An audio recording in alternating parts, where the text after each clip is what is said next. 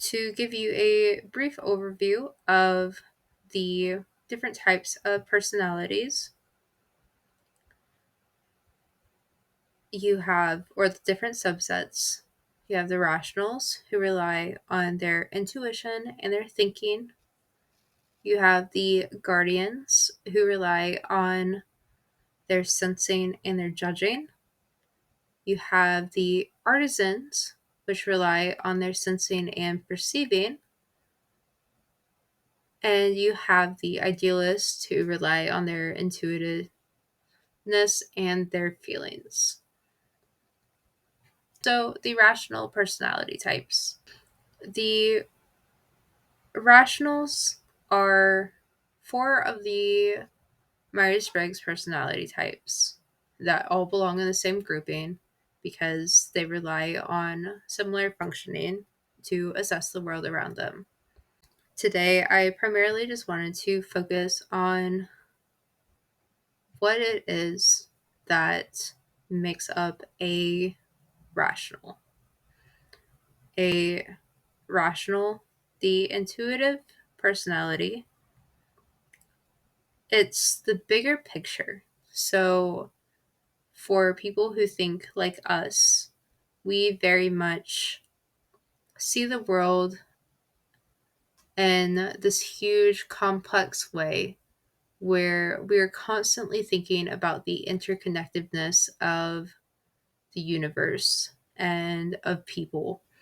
And we're trying to figure out how everything connects and are part inside of society and inside of the universe.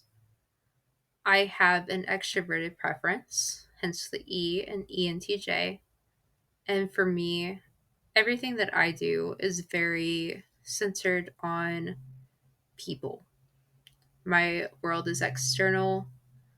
I look at things to see how I can expand around the people in my lives. And I also gain my energy from people. The Whereas the introverted counterpart is a little bit more concerned about theoretics. So, how the system actually works, why it works well, and that could be literally any system whatsoever.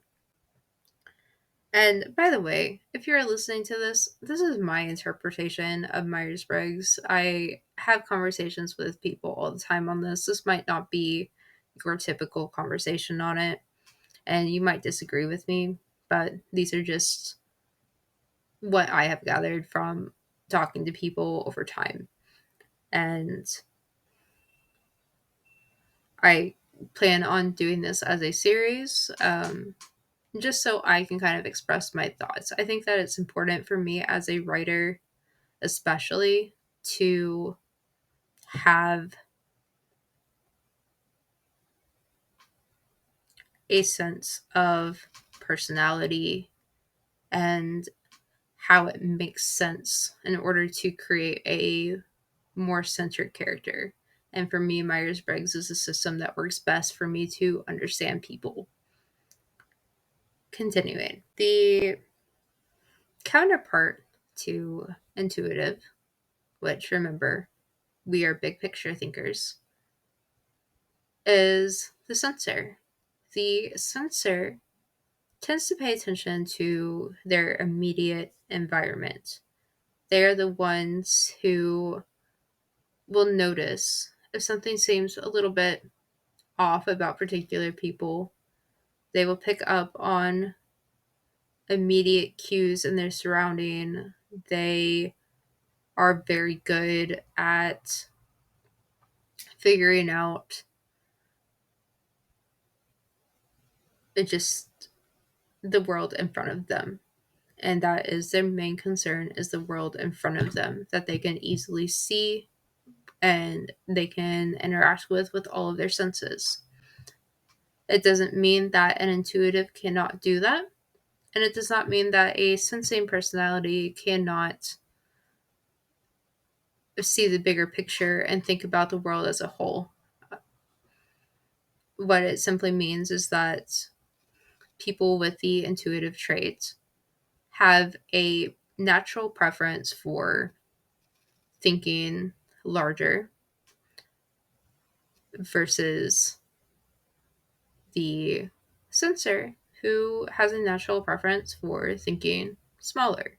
So, for me, for example, when I took anatomy, or I take any class, but we can go with anatomy, I had a really difficult time starting at the microorganism level because for me, I wanted to know what that was going to create. So for me, starting at the macro level, going down to micro would have worked easier. Whereas I had sensor friends in the class. And again, this could be different for you. This is experience.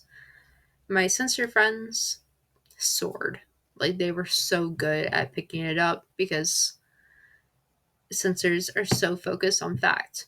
And that's awesome. I'm jealous of them sometimes because it's harder for me to pick up on concepts that are just immediate and somebody tells me this is this for this' sake. The second part of what makes a rational irrational is their preference for thinking. Thinking is simply having a preference for your head over your heart. That's not to say that rationals are cold, which a lot of us can come across as kind of cold.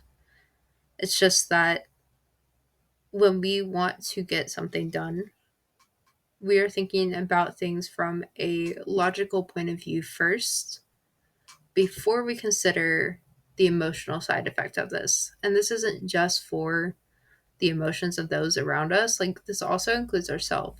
It's kind of funny how many times I will have conversations with my friends that fall under the rational category where we don't even recognize our own depression until it's overwhelmed us. And it's just because feelings are very second nature to us. It's not our primary thought.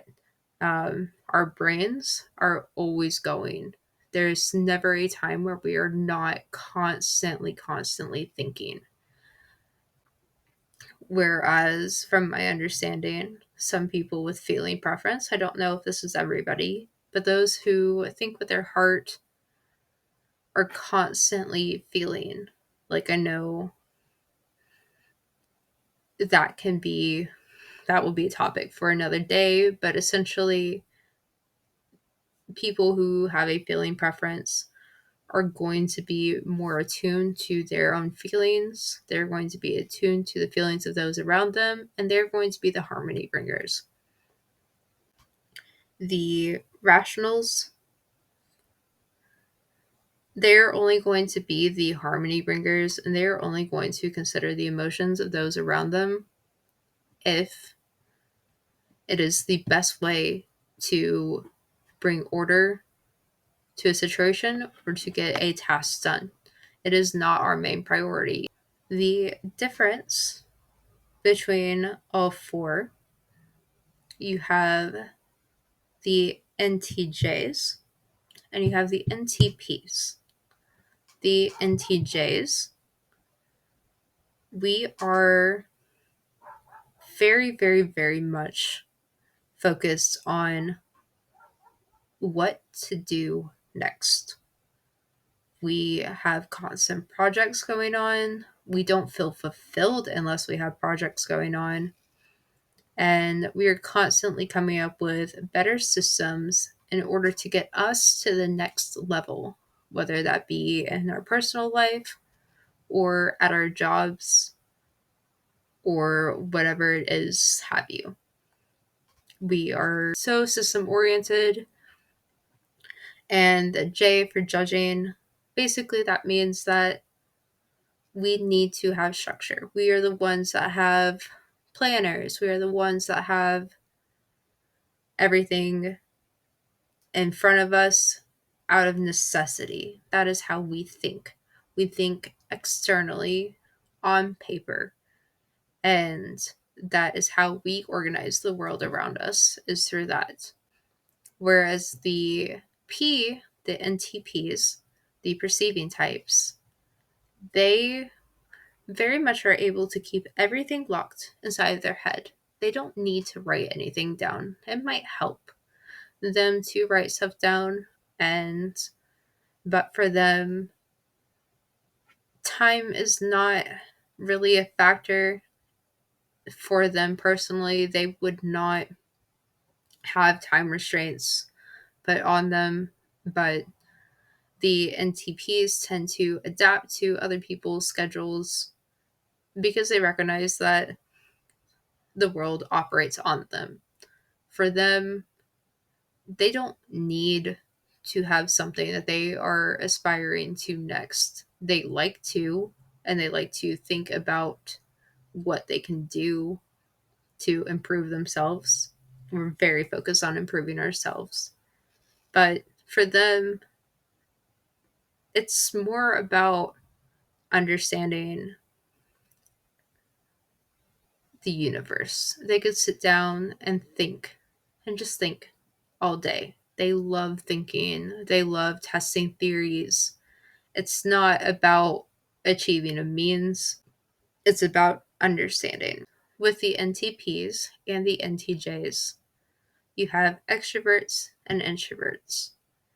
The extroverts, they are people. They get their energy from being around people. They thrive in situations where they are noticed, and they tend to think about things from the perspective of how it works in a system people dynamic. The introverts, very much for them, it's about consistency, logic, planning, organizing for the sake of understanding. They don't need to be around people. They don't get energized by being around people. That's not to say that I hate the term ambivert because I love Myers Briggs so much. And so the introverts, you can be an introvert that has friends. You aren't a shut in because you were an introvert. And you are not a party animal because you are an extrovert. Extroverts have a social battery too. It's not as weak as the introverts, but if we were to be around people nonstop forever, we would grow very tired. And it's just the nature of how a person works. Same with an introvert. An introvert, no matter how much they are able to get done by themselves, no matter how much they enjoy spending time by themselves, at some point they are going to want to go and see their family. They're going to want to see their friends. It has nothing to do with it. And they might be very happy and excited. Like, I know a lot of introverts who are big people pleasers. Like, you would have absolutely no idea that they were an introvert because they're super social, but they need that time at home to recharge. Whereas if I, an extrovert, spend too much time at home, I'm going to not get work done efficiently. I am going to go crazy and I'm not going to get anything done. The longer I stay at home, the more drained I begin to feel. I need to, at the very least, go out to a coffee shop, sit down. I don't even have to talk to anybody. I just have to be around the energy of people in order to feel good.